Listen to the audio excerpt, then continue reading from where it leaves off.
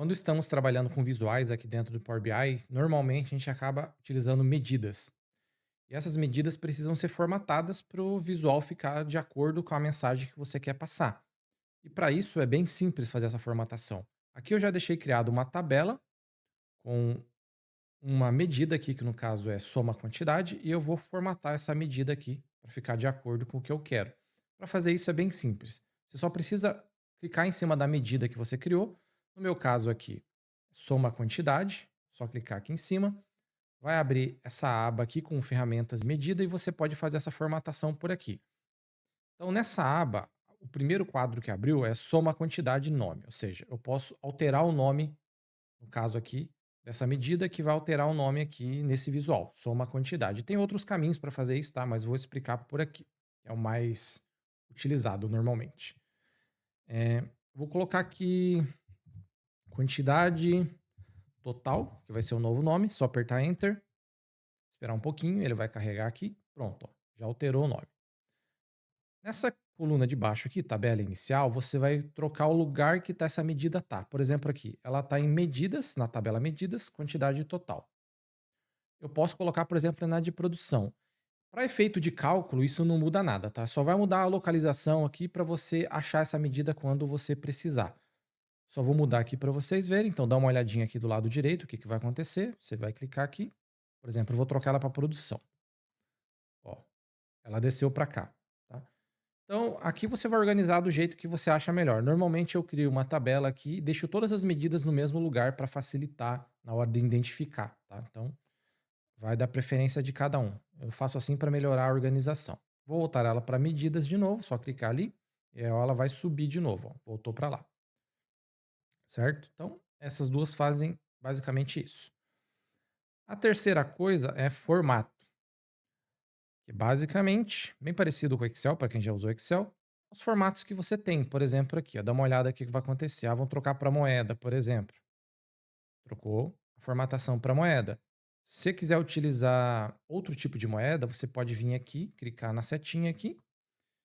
Tem várias moedas de. Eu não cheguei a olhar todos, né? Mas eu acredito que deve ter todos os países aqui. Mas as principais estão todas aqui, certo?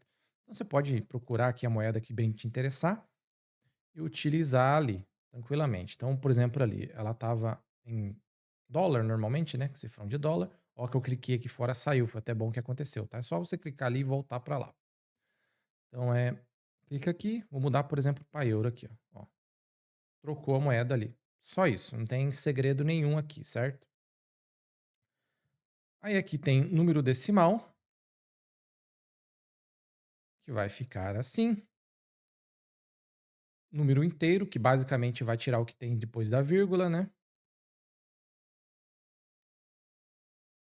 É, porcentagem, então vai transformar isso aqui numa porcentagem. Obviamente que nesse caso aqui é um valor, não faz sentido nenhum, tá? Mas quando você estiver trabalhando com porcentagem, você pode vir aqui e trocar. Científico, para quem lembra da época da escola, tá? Em algumas situações você acaba utilizando, para número muito grande, você acaba utilizando esse científico, mas também não é uma coisa tão comum. E dinâmico. Esse especificamente, eu vou ter que fazer um vídeo à parte, tá? Porque basicamente você vai escrever aqui um formato que você quer que apareça. Então, do jeito que está agora, é o formato para aparecer aqui científico. Então, eu posso alterar isso aqui na mão, caso não tenha algum tipo de formatação que você não use, tá? É uma coisa que normalmente a gente acaba não utilizando isso daqui, mas existe, só para você saber, certo? Então, eu vou dar um exemplo aqui só para vocês verem o que, que vai acontecer. Ó. Dá uma olhada nessa formatação do jeito que está aqui. Ó. O que, que vai acontecer? Por exemplo, aqui eu vou trocar para moeda. Sempre que você sair do dinâmico aqui, ele pede uma janelinha aqui para você colocar e alterar aqui, tá?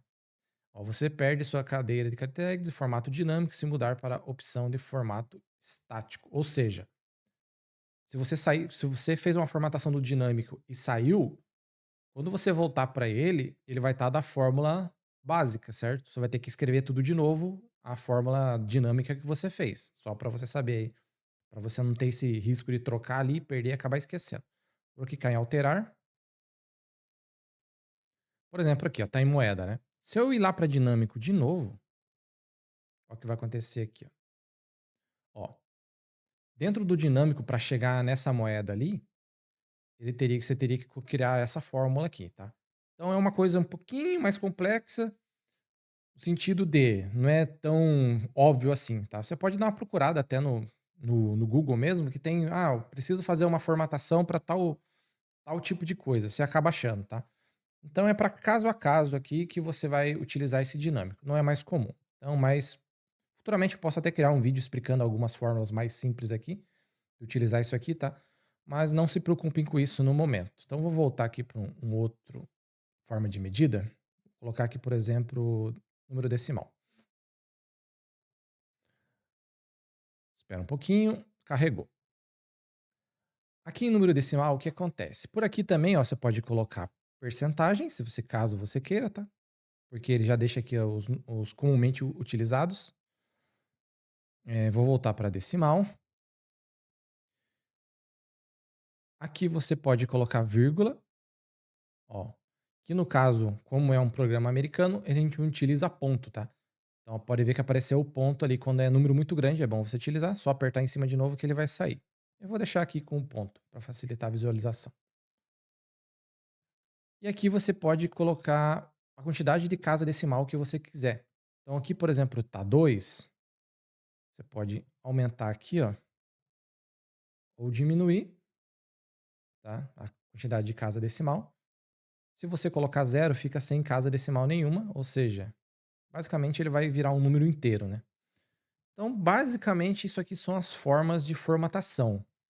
E tem por último aqui também, não tão utilizado, tá? Mas você vai acabar utilizando em algumas situações, categoria de dados, que é o tipo de categoria, por exemplo, CEP e código de barras. Então, por exemplo, ali, o CEP você sabe que tem um formato específico de um CEP ali.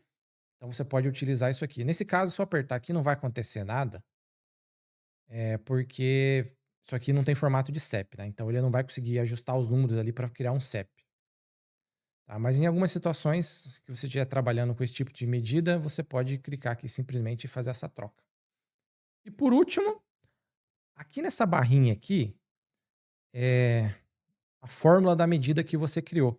Então, se você quiser alterar o nome, por exemplo, quantidade total por aqui, você pode também, ou alterar a fórmula da medida por aqui também, caso você tenha errado ou feito alguma coisa que você precise mudar essa fórmula, é só fazer aqui. Então, basicamente, as formatações básicas são essa daqui, tá?